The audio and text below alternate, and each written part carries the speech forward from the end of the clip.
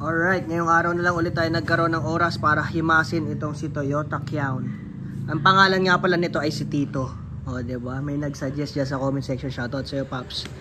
Nalimutan ko lang. Pero ang gandang name, no? Tito. Kasi pag nakita mo to, diba? Yung mga Tito, sila yung mga umabot talaga sa model na ganito eh. Kaya naisip ko, Toyota. Tapos nakuha ko kay Tito. Bakit hindi Tito na lang, diba? Letter T parehas. Okay din eh, no? Classic. Titos of Manila, yan, shoutout sa inyo. So ayan, dahil isa na rin tayong Tito, okay na yon. So itong chrome bumper, nakita nyo, makintab na ulit. Ginamitan natin yan, ayun, yung maliit. Pakita ko sa inyo.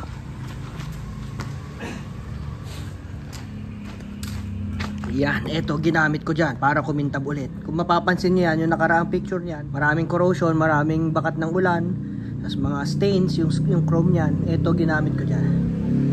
Sa Lazada at Shopee yan, makakabili kayo yan. Hanapin nyo lang yung official store, EasyWorks Garage. Doon yung mabibili ang pangtanggal ng watermark sa salamin at sa mga chrome. Pwede sa bahay, pwede sa kotse, kahit saan, pwede.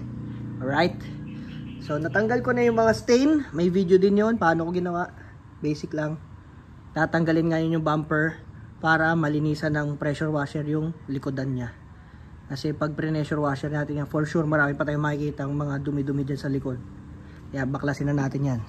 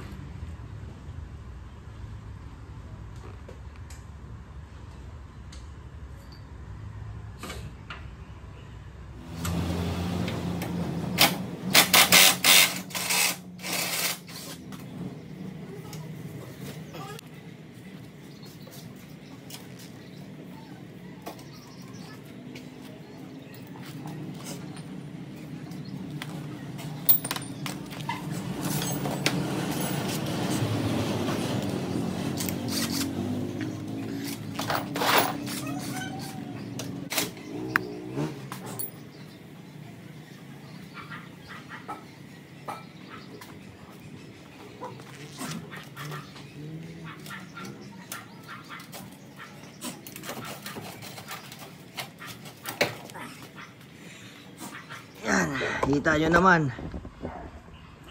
diba? So ito ay modified lang, wala talaga dapat yan. Pero syempre nagbabago ang panahon, nagiging mas mainit na ngayon kaysa dati. So yung mga lumang kotse nga dati walang aircon, kagaya ng Sprinter, Starlet, wala talaga yung aircon originally. Pero since umiinit ang panahon, naglalagay na tayo ng mga condenser, aircon system, di ba? Yung condenser fan, additional. Kasi mas mainit na ngayon eh. Kaya kailangan mag-improve. So kung bakit ganun, wala na tayong magagawa dun sa mga ganun changes. Ayan ang bumper. Napakakapal. Kaya pag bumangga ka dyan, dito pa lang, sulit ka na. Ay nako. Ayan siya sabi sa inyo, may bulok dito sa ilalim. Yan. So mas kita ng latero ngayon, di ba?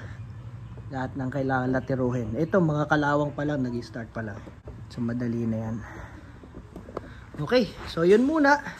Mamaya, ibang parts naman babaklasin. Sumisingit-singit lang ako kasi sobrang busy din. Daming ginagawa. Binibigyan ko lang to ng mga paisa-isang oras sa isang araw. Ngayon, yan muna. Saka yung likod na bumper para ma-scrape ko na. Okay, after natin makalas yung bumper, ito naman ay kakabit natin.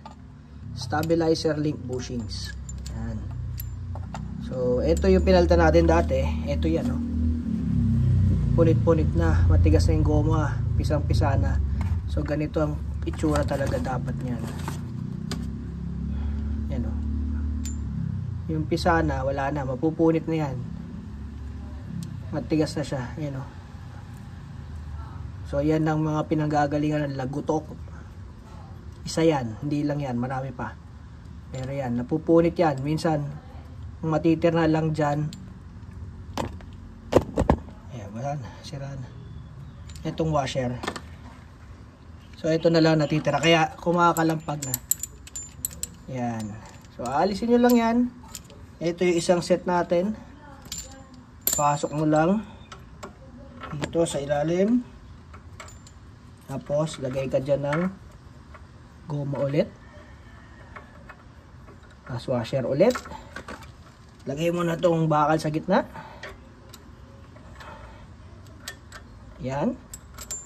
Pagpasok mo ng spacer, lagay ka ulit ng washer. Tapos goma ulit. Diba? Para mga fishball lang yan, no? O, pagkatapos yan, taas mo na yung tornilyo. Yan. Di ganyan na, no? Lagay ka ulit na isa pang fishball. Yan. Tapos etong washer. At tapos na. Yun na yun.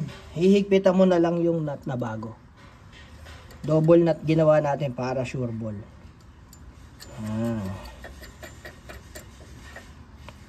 Mahalaga buo yung goma. Kayong bahala. Gusto nyo sa ilalim yung nut, gusto nyo sa ibabaw yung nut. Kayo masusunod kung anong gusto nyo. Pwede naman dito yung nut. Para pag sa video kasi pinapakita ko mas madali.